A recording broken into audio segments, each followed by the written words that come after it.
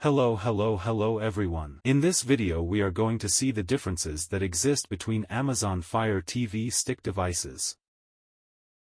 The Fire TV are one of the best solutions to turn any TV through HDMI into a smart TV or, failing that, to upgrade your smart TV with a more comfortable interface, easier to use and with more options. It should be noted that Amazon currently has 5 different devices, so stay tuned to the video because we are going to see what differences there are between them and, that way, you will be able to know which one is better for you to buy. We start with the Fire TV Stick Lite, the simplest and cheapest device.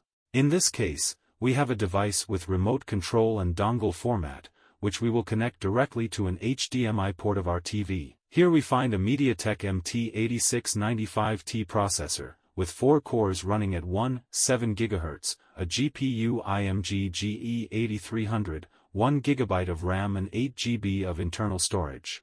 We can play streaming content up to 1080p and 60 frames per second, so it is perfect if you have a full television. In addition, it supports HDR, HDR10 Plus and HLG. Another difference, we are going to have it in the remote, which allows us to control the stick, but not the TV, so we cannot change the volume or turn off the TV, always having to resort to the control of this. The included remote is compatible with Alexa, so you can use it by voice and ask things like search for content or pause playback. As for audio, it supports Dolby Atmos sound, although only by pass-through via HDMI. All in all, if you're comfortable with full HD, limited remote control and don't want to spend a lot of money, it's actually the best option.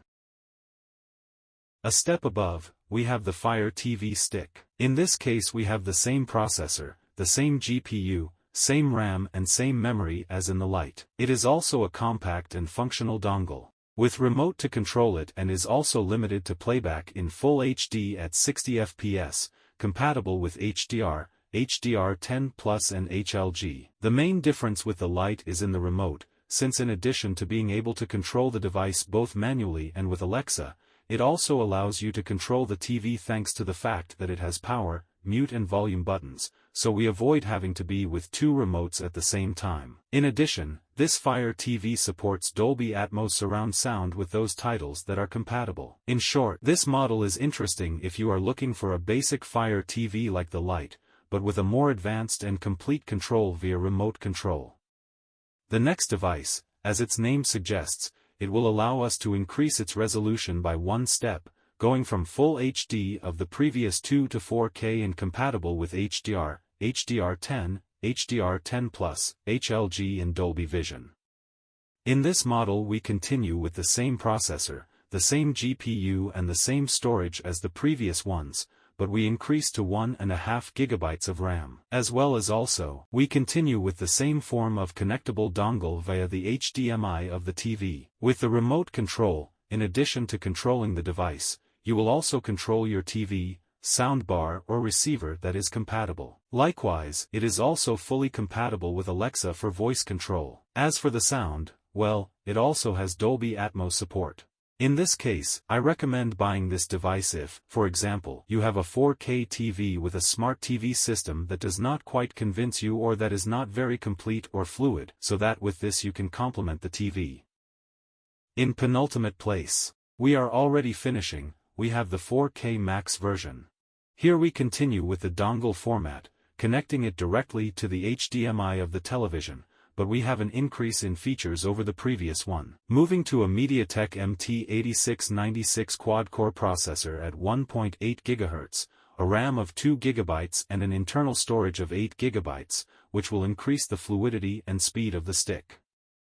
Apart from this, the wireless connection is already Wi-Fi 6. It's basically the same as the regular 4K, but with an increase in features, so really, I recommend you pick this one up before the plain 4K.